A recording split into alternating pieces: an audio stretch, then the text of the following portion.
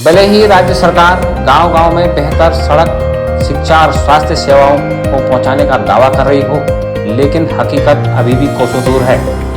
विकट भूगोल व विषम परिस्थिति के कारण उत्तर प्रदेश से 24 साल पहले अलग बनाए गए उत्तराखंड राज्य के पर्वतीय जनपदों में अभी भी आम जनता मूलभूत समस्याओं के लिए जूझ रही है।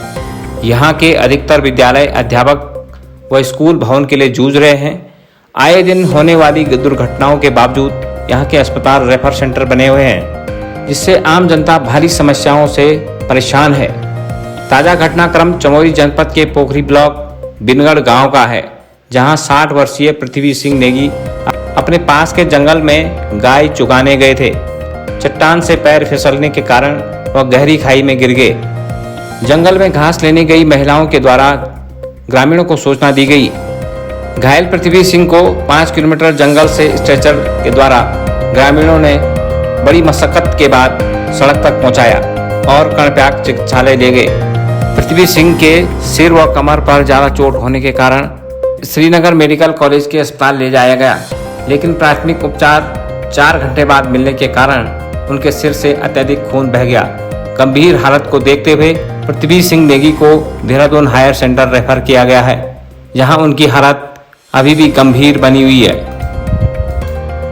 वहीं सामाजिक कार्यकर्ता हरीश खाली ने बताया कि सड़क मार्ग न होने के कारण अस्पतालों के रेफर सेंटर बनने के कारण पृथ्वी सिंह नेगी जीवन और मौत के बीच झूलने के लिए मजबूर हैं। उन्होंने कहा है कि पोखरी क्षेत्र का यह दुर्भाग्य रहा है कि यहाँ से लगातार विधायक, मंत्री, सांसद चुने जाने के बाद भी आज तक क्षेत्र में आवश्यक सड़कें नहीं बन पाई हैं और न ही यहाँ की अस्पतालों की हालत सुधर पाई है। उन्होंने कहा है कि राज्य सरकार बीते 16 साल से यहाँ की सड़कें बनाने का वादा करते आए हैं, लेकिन हालत जस की तस बनी हुई है। आम जनता को आज भी यहाँ के गांवों से पलायन होने के लिए मजबूर होना पड़ रहा है।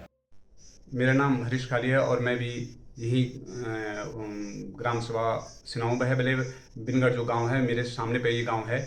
आज जो घटना हुई है यहाँ पर, जो ये वारदात हुई है, ये बहुत दुखदायी है, क्योंकि यही बिनगढ़ गांव के श्री पृथ्वी सिंह नेगी जी वो अपने गाय बकरियों के साथ जंगल में गए थे और वहाँ पाँव फिसलने के कारण उन पर चोट लग गई है और चोट काफ़ी भयंकर लगी है। तो उनको वहाँ से स्ट्रेचर में गांव तक पहुंचाने में कम से कम 2-2.5 किलोमीटर आना पड़ा और फिर बिनगढ़ से 2-2.5 किलोमीटर ऊपर रोड में पहुंचाने में कम से कम ये मान के चलो कि 5 किलोमीटर पैदल सफ़र तय करना पड़ा।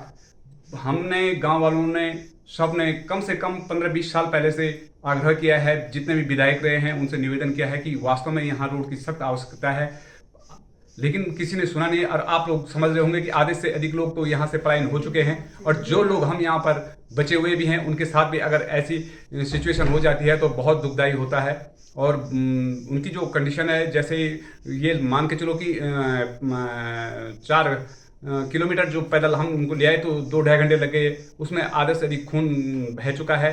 कर्णप्रयाग ले गए, कर्णप्रयाग वाले ने श्रीनगर रेफर किया और श्रीनगर वालों ने उनको देहरादून रेफर कर दिया है। ये सारी जो घटना है ये साबित करती है कि जो एक्चुअल में चुनावी प्रक्रिया में कहते हैं कि हमने ये विकास किया है, वो विकास किया है, और विकास इस सामने पे दिख रहा है आप लोगों के सामने कि मरीज रास्ते में ही दम तोड़ दे रहा है, क्योंकि जब रोड ही नहीं है, कुछ सुविधाएं नहीं है, न तो स्वास्थ्य सुविधा है और न ही रोड की सुविधा है। और ये पोखरी ब्लॉक से बिल्कुल 4-5 किलोमीटर के दायरे में ये गाँव पड़ता है और आज भी यहाँ रोड से ये लोग सब वंचित हैं।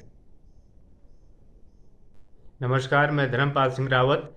जो हमारे पड़ोसी गांव बिनगढ़ में आज वारदात हुई है, उसी का भुगतभोगी मैं भी हूं। मुझे कम से कम 9 तारीख को ये आंख में चोट लग गई थी और किसी कारण मैं वहां से 4-5 किलोमीटर यहाँ पारतोली में आया। यहाँ से फिर मैं पोखरी स्वास्थ्य केंद्र में गया, वहाँ सुविधा न होने के कारण फिर मैं घर चला गया।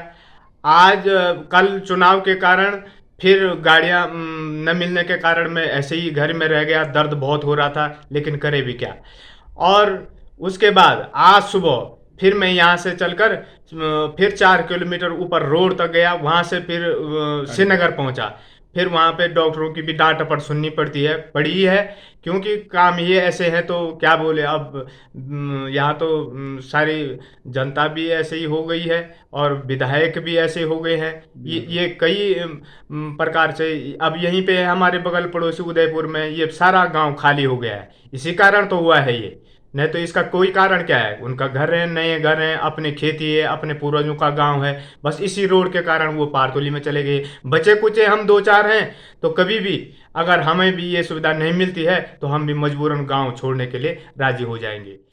गौरतलब है कि उत्तराखंड के विभिन्न क्षेत्रों में सड़क, स्वास्थ्य, शिक्षा की हालत गंभीर बनी हुई है। चुनाव के समय यहाँ के नेता जनता से विकास के बड़े बड़े वादे और दावे करते हैं, लेकिन सत्ता पर काबिज होते ही जनता के कार्यों से मुंह मोड़ लेते हैं। तब सवाल उठता है कि क्या उत्तराखंड का निर्माण इसलिए हुआ था कि मूलभूत सुविधाओं के लिए भी यहाँ की जनता को 21वीं सदी में जूझना पड़े?